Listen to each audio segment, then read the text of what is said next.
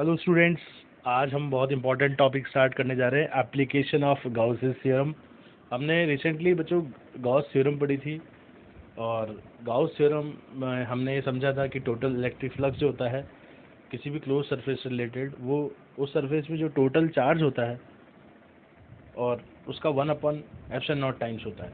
तो ये बच्चों हम पढ़ चुके हैं, आज हम इसको अप्लाई कर रहे हैं। तो सबसे पहले हम आज फाइंड आउट करेंगे intensity of electric field due to uniformly charge spherical shell और कैविटी। तो बच्चों बहुत इंपॉर्टेंट टॉपिक है, ध्यान से देखना है अपन को। तो इसके लिए हमने एक काम किया, एक स्फेरिकल कैविटी। बच्चों आप स्फेरिकल कैविटी जानते हैं, होलो स्फीयर जिसके अंदर कोई मास नहीं होता है, जिसका सारा मास उसके सरफेस पे डिस्ट्रीब्यूट होता है। तो बच्चों हमने यहाँ पर सरफेस पे, यहाँ पर आप देख रहे हैं कैपिटल क्यू चार्ज माना है जो इसकी सरफेस पे यूनिफॉर्मली डिस्ट्रीब्यूटेड है, आप देख रहे हैं इस तरीके से। तो इस चीज़ का ध्यान रखना है हमको। उसके बाद अगर आप देख रहे हैं यहाँ पर, तो let a uniformly charge spherical shell और कैविटी, आप कुछ भी कंसीडर कर सकते हैं, एक ही बात है, जिसकी रेडियस आर है कैपिटल और उसकी सरफेस चार्ज डेंसिटी ये सिग्मा है, सिग्मा से हम डिनोट करते हैं। बच्चों सिग्मा का जो फॉर्मूला है हमारे पास, हम पढ़ चुके हैं, amount of charge upon total surface area है। यहाँ पर टोटल सरफेस एरिया कैविटी का 4πr² होगा, स्फेरिकल है इसलिए, तो हम 4πr² पुट कर देंगे। इस तरह से हमारे पास बच्चों कैपिटल जो क्यू की वैल्यू है, वो कैपिटल क्यू की वैल्यू हमारे पास क्या जाएगी, आप देख रहे हैं, क्रॉस मल्टीप्लाई करते तो सिग्मा इंटू 4πr²। इसको इक्वेशन 1 हम कंसिडर कर सकते हैं। यहाँ कैपिटल क्यू टोटल चार्ज है सरफेस पर, शेल आप कह सकते हैं शेल की सरफेस पे, और ए सरफेस एरिया है शेल का टोटल। इसके बाद बच्चों हम अलग अलग पॉइंट्स पे इलेक्ट्रिक फील्ड निकाल सकते हैं स्फेरिकल शेल के। तो सबसे पहले हम इलेक्ट्रिक फील्ड निकाल रहे हैं outside the spherical shell. Outside का मतलब आप समझ गए, यहाँ शेल से बाहर वाले पॉइंट्स के लिए इलेक्ट्रिक फील्ड क्या होगा वो हम निकालेंगे। तो बच्चों इसके लिए हमने मान लिया, ध्यान से सुनिएगा, यहाँ कैपिटल आर रेडियस आप देख रहे हैं किसकी है, इस शेल की है जिस पर हमने चार्ज को कंसिडर किया है, जिसके सरफेस पे। और यहाँ पर बच्चों हम गाउसियन सरफेस कंसिडर करेंगे, वो स्फेरिकल होगी डेफिनेटली। आप देख रहे हैं आउटर सरफेस जो है वो गाउसियन सरफेस है। आउटर इसीलिए है क्योंकि हमको आउटसाइड ही फाइंड आउट करना है। इस सरफेस पे बच्चों हम कंसिडर कर लेते हैं एक पॉइंट पी है, अकॉर्डिंग टू द फिगर। इस तरह से इस पॉइंट पी पे हमको क्या निकालना है बच्चों, इलेक्ट्रिक फील्ड फाइंड आउट करना है। तो ध्यान से देखना है अपन को कैसे हम इलेक्ट्रिक फील्ड फाइंड आउट करेंगे।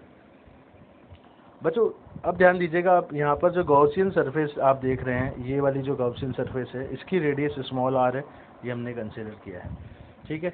और जो शेल है कैविटी है, उसकी रेडियस कैपिटल आर है। थोड़ा सा आपको ध्यान रखना है, गॉसियन सरफेस में अगर आप गॉस एप्लीकेशन पुट करेंगे तो बच्चों ध्यान रखना, रेडियस गॉसियन सरफेस की यूज़ होगी, मतलब स्मॉल आर यूज़ होगा उस केस में, ये आपको ध्यान रखना है, ठीक है।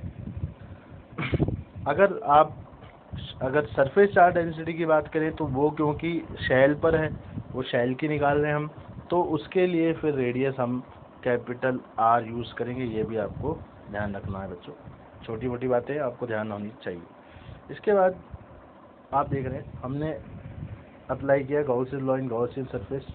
तो टोटल फ्लक्स हम जानते हैं बच्चों, integration of E into D S होता है, और इसकी वैल्यू हम जानते हैं टोटल चार्ज अपॉन ε0 होता है। यहाँ पर टोटल चार्ज क्योंकि कैपिटल क्यू है इसलिए हमने कैपिटल क्यू पुट कर दिया है।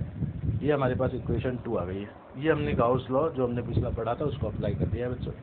इसके बाद एक इम्पॉर्टेंट फैक्ट यहाँ पर हमको समझना है कि यहाँ पर हमको कैसे ई और डी एस वैक्टर को सॉल्व करना है। तो बच्चों आप जानते हैं कि ए डॉट बी को हम लिख सकते हैं ए बी कॉस थीटा, आप जानते हैं, लेकिन यहाँ पर आप देख रहे हैं कि कॉस थीटा में थीटा की वैल्यू 0 डिग्री कैसे है। बच्चों आप देख रहे हैं इलेक्ट्रिक फील्ड और डीएस वेक्टर दोनों पैरेलल हैं, दोनों सेम डायरेक्शन में हैं। कैसे हैं सेम डायरेक्शन में, आप सभी जानते हैं किसी भी पॉइंट चार्ज के कारण इलेक्ट्रिक फील्ड का डायरेक्शन उसके चारों तरफ रेडियली इनफाइनाइट लाइंस से शो किया जा सकता है, कहीं भी हो सकता है इलेक्ट्रिक फील्ड, ये आप जानते हैं बच्चों। तो हम भी ये कंसिडर कर रहे हैं कि डेफिनेटली इस कैविटी के चारों तरफ इलेक्ट्रिक फील्ड कहीं भी हो सकता है, किसी भी डायरेक्शन में रेडियली आउटवर्ड्स, ये आपको समझना है। तो हमने मान लिया कि पॉइंट पी पर इलेक्ट्रिक फील्ड का डायरेक्शन अवे होगा डेफिनेटली शेल से।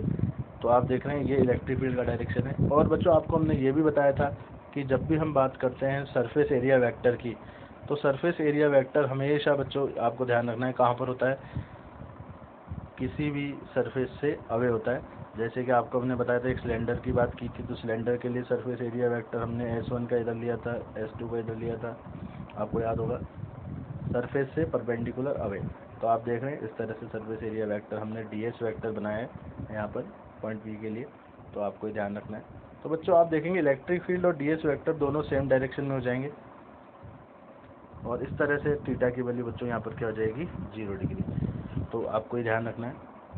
इसके बाद हमने इसको इक्वेशन 2 नाम दे दिया है। अब हम आगे देखते हैं बच्चों। इसके बाद तो आप देख रहे हैं इसके बाद आप cos 0 की वैल्यू 1 होती है, इसलिए हमने उसको हटा दिया है, 1 से मल्टीप्लाई करके करेंगे कोई भी फर्क नहीं पड़ेगा। E integration ds q upon E0, वे बच्चों इंटीग्रेशन ds का मतलब क्या है, total surface area of Gaussian surface of radius r, ये आपको समझना है।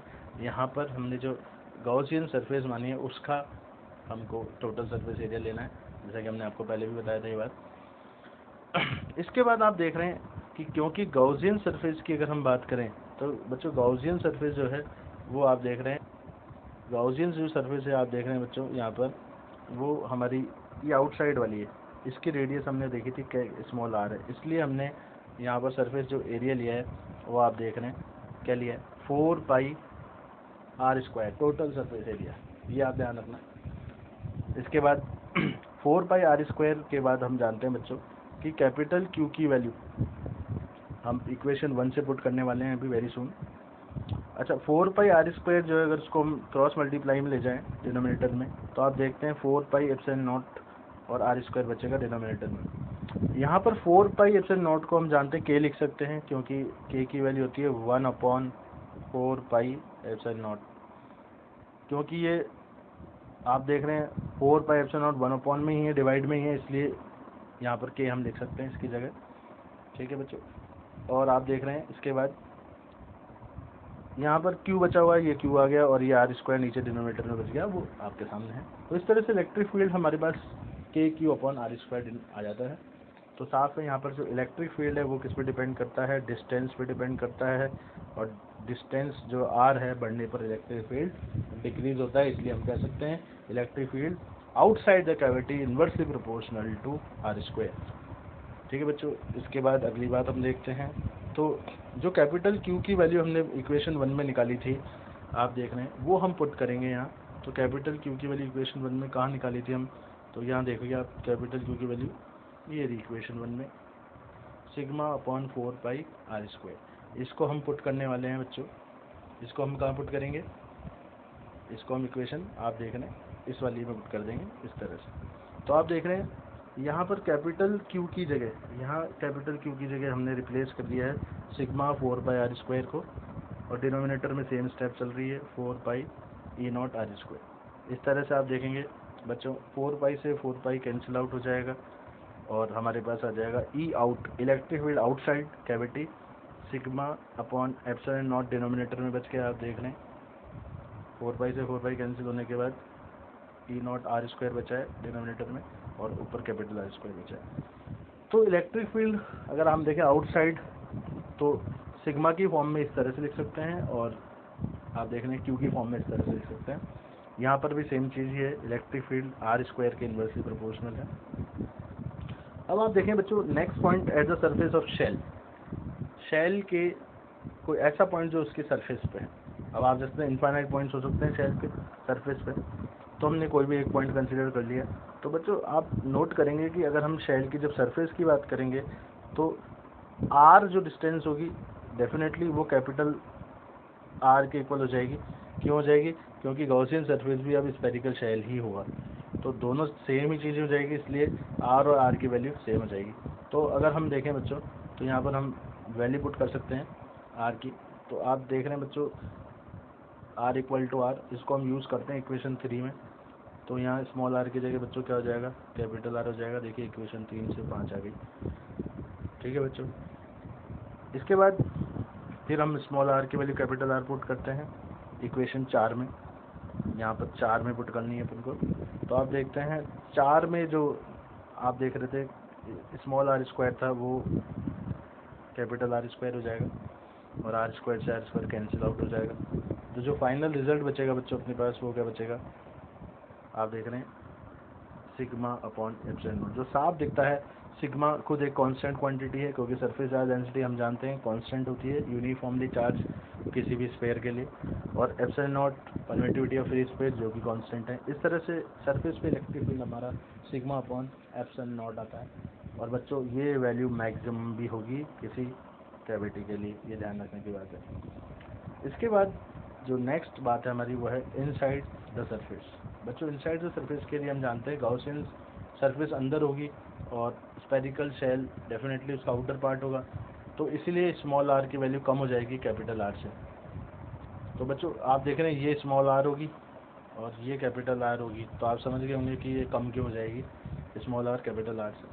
यहाँ पर शेल के अंदर हमने आप देख रहे हैं पॉइंट पी लिया है, क्योंकि इनसाइड हमको इलेक्ट्रिक फील्ड निकालना है, तो गॉसियन सरफेस भी हमको अंदर ही कंसीडर करनी पड़ेगी। लेकिन बच्चों इसमें इंपॉर्टेंट बात जो हमको समझनी है वो ये है कि किसी भी शेल की जब हम बात करते हैं तो शेल के अंदर कभी भी कोई मास नहीं होता है। आप एक प्लास्टिक बॉल से इसको कंसीडर कर सकते हैं। प्लास्टिक बॉल, होलो प्लास्टिक बॉल आपने सबने देखी होगी क्रिकेट खेलते टाइम, तो आपने देखा होगा उसके अंदर एयर होती है, कोई मास नहीं होता है।